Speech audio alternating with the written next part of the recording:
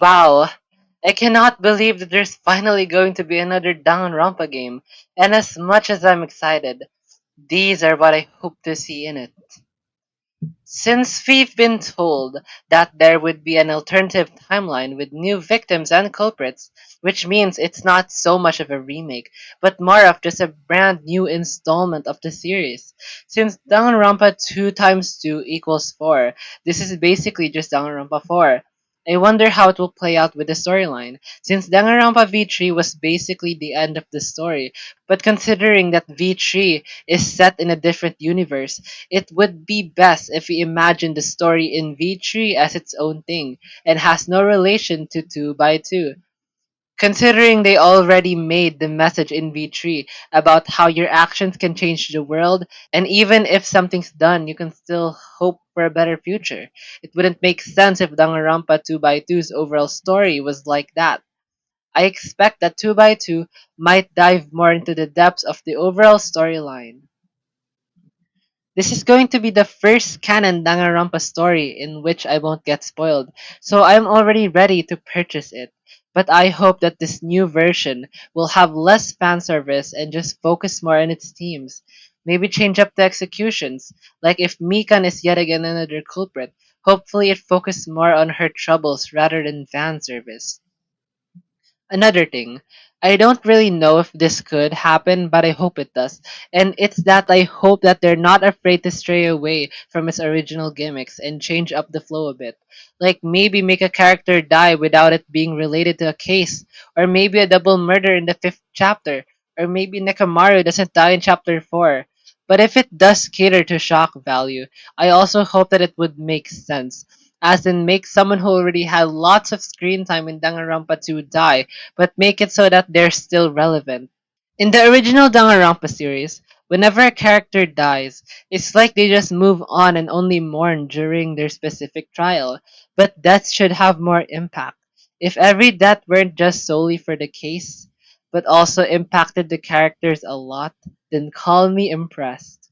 For the victims and the culprits, here's my theory. Since the original story, the survivor list wasn't that good in my opinion, here is my ideal survivor list. I want there to be 4 survivors, and I hope that those are Mahiru, Hiyoko, Mikan, and Fuyuhiko. Listen, I know that Fuyuhiko already made it far, but even then, just because he already survived doesn't mean he doesn't deserve to live again, since unlike the original Danganronpa 2, this seems to be the real deal, and that their lives are actually on the line this time. If they die, it's actually game over for them. For the other characters, I know that Mahiru and Hiyoko are a duo, and so if they both live, it might not help them grow too much, but at the same time, there are many ways to write a duo and still let them both live. In Danganronpa 1, Toko was always just following Byakuya, and the fact that she lived is evidence that Mahiru and Hiyoko could both live together. And lastly, Mikan. It seems like there's a lot more to her character that still hasn't been explored, and so they could give her more story. As for the other characters, for Hajime, I predict that either we do a protag switch to Nagito, or that Hajime dies at the end of chapter 6. I don't really have many predictions for the other characters yet, but I think Teruteru might still die early on. The ultimate imposter could make it to chapter 5, and in chapter 1, someone shocking or someone who made it far could die, like maybe Nagito, Chiaki, or Kazuichi.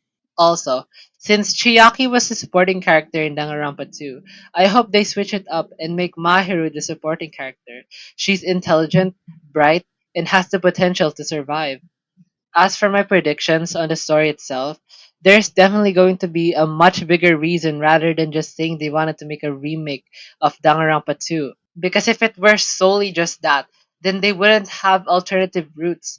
The fact that they're changing things up means there's going to be that huge plot twist, such as Danganronpa 2 by 2 is actually Danganronpa 4. But we already cracked that. Also, in this case, it's somewhat different since they said it has alternative scenarios, which means that most likely it would start playing the same way until there's that big change that causes a butterfly effect. Most likely, they'd have the same personalities from when they entered Jabberwock Island, but this time, their deaths might actually count. Which also means that the secrets revealed in 2 would still be hidden, like how Peko works for Fuyuhiko, or how they're actually ultimate despairs. And Hiyoko will probably remain short. Anyways, those are what I expect, predict, and hope to happen in this new installment of Danganronpa. I know that it's coming out next year, which is still a long wait. But until then, peace out.